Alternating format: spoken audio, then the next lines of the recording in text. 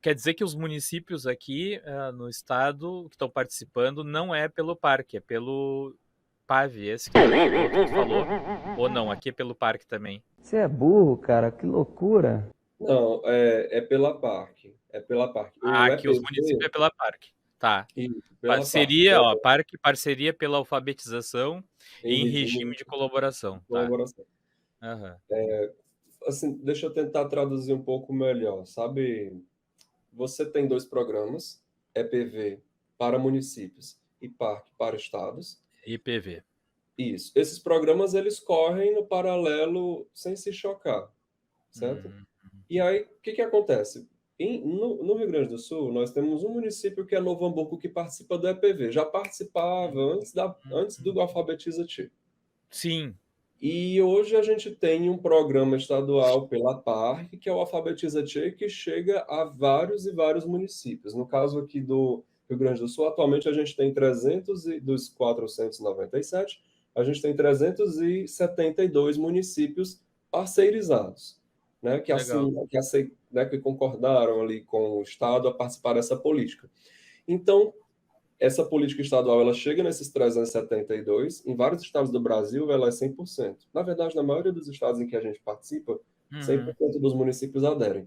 Mas quando você vai lá em Novo Hamburgo, você tem uma política estadual macro e uma política Uhum. municipal, que se sabe uma coisa agrega a outra. E Uhum. quando você vai Sim. em outros municípios, você tem só a política estadual, porque Novo Ah, Hamburgo é o único que tem a política. Aliás, porque Novo pode Hamburgo começou antes, né? Novo Hamburgo começou antes. Hoje Pode não ser, precisa mais. é, pode ser que Hoje algum outro município tenha a sua política municipal que não seja realizada pela Associação Bem Comum, que seja a política própria. É possível que isso aconteça também. Mas a política estadual, ela sempre entra no sentido de apoiar o que já existe e trazer coisas que não existem. Trazer, por exemplo, essa avaliação da fluência, né? Trazer sim. material complementar, conceder bolsas, criar uma lei de premiação, e aí você está falando de premiação de escolas no estado inteiro, não é só no município. Quando o Tá, município tem a essa premiação. premiação parte da Secretaria do Estado ou da Associação Bem Comum ou da Parque? Como é que funciona? Parte da Secretaria do Estado, ela é criada em lei. O Uhum. pacote de leis do Rio Grande do Sul ele está tramitando ainda, né? Ah, Mas tá. essa é criada em lei essa premiação e o próprio Estado, ele por meio da avaliação do próprio Estado, do SAERS, né? Uhum. Faz ali, depois que todas as escolas participam, os municípios participam, quando ele vai fazer a divulgação do resultado e onde há o prêmio já instituído, por exemplo, a gente teve, né, esse SAES desse ano não vai ter prêmio ainda. A gente acredita que vai para o próximo. Não sei se já vai ter o prêmio, porque acho que não foi lançado.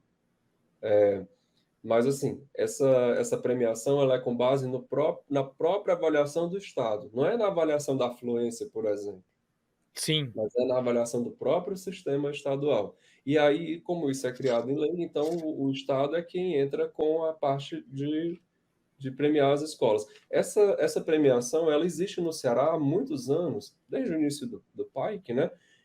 Aqui no Ceará chama Prêmio Escola Nota 10.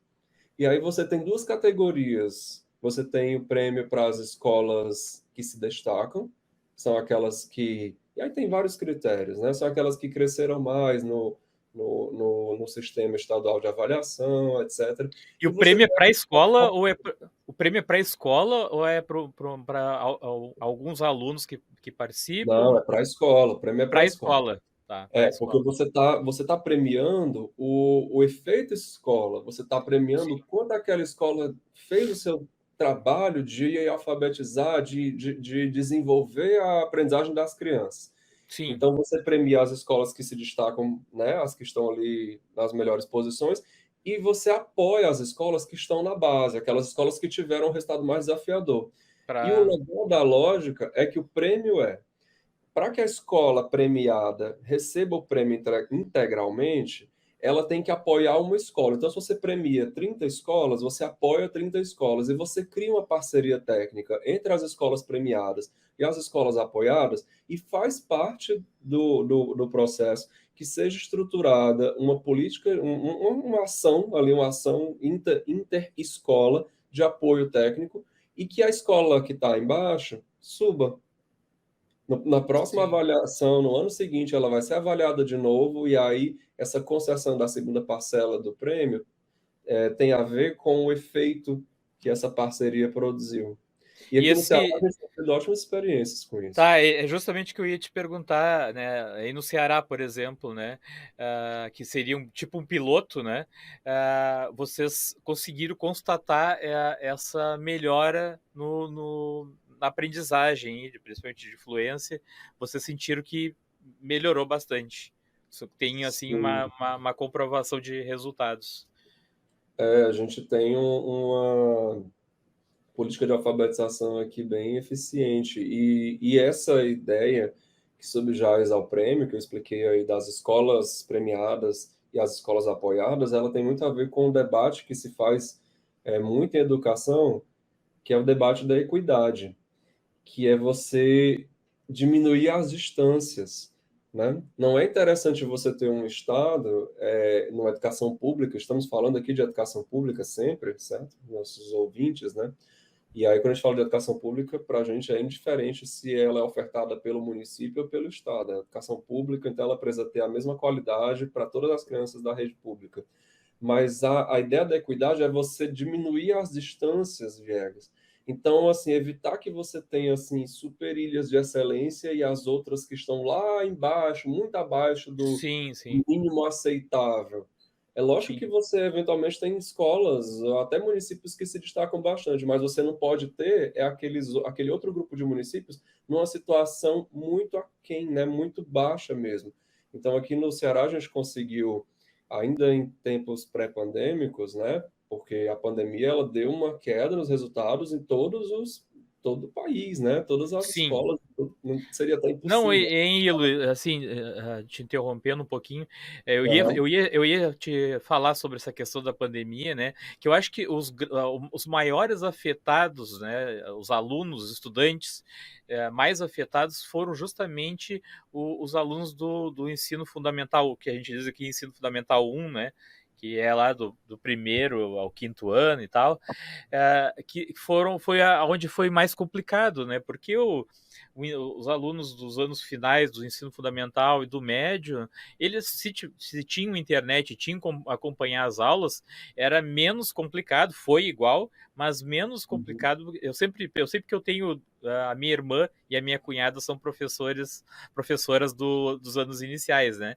Então elas relataram essa dificuldade aí das crianças, né, serem alfabetizadas, né, remotamente, que ficou bem complicado, né? Então, acho que é bem isso que tu tá falando aí, né? Sem dúvida, Viegas, até pela própria natureza do processo pedagógico, com a educação infantil e os primeiros anos do ensino fundamental, anos iniciais, ali, primeiro e segundo ano, você tem uma criança que ela precisa, sim, dessa relação muito interpessoal Próximo. com os colegas, com o professor, muito próxima, ela precisa dessa coisa concreta, né, de ver a letra, de ver as palavras, sabe? Então, isso é muito complicado quando você virtualiza os processos, porque a virtualização, como a gente está fazendo aqui agora, para quando a criança já é alfabetizada, já tem ali um letramento, tem uma autonomia. Importante dizer que a alfabetização, ela nos dá autonomia, né? Quando ela já tem uma autonomia, esse problema ele é um pouco menor. A gente não vai dizer que ele não Sim, foi muito grave até questões emocionais, mas assim, ela já tem uma maior autonomia e tendo as condições ela consegue se desenvolver. A criança que está em processo de alfabetização, ela não tem autonomia quase nenhuma nesse processo de aprender. Ela ainda está aprendendo o código para depois aprender a partir da leitura. Ela está aprendendo a ler. Porque a gente tem dois grandes movimentos nesse iníciozinho, né? Você tem aprender a ler e depois você tem ler para aprender. A criança uhum, ainda está aprendendo a ler. Essa criança que está no primeiro e segundo ano, ela está aprendendo a ler. A partir do momento que ela se alfabetiza, ela já passa a ler para aprender, que é a sim. questão da autonomia, né?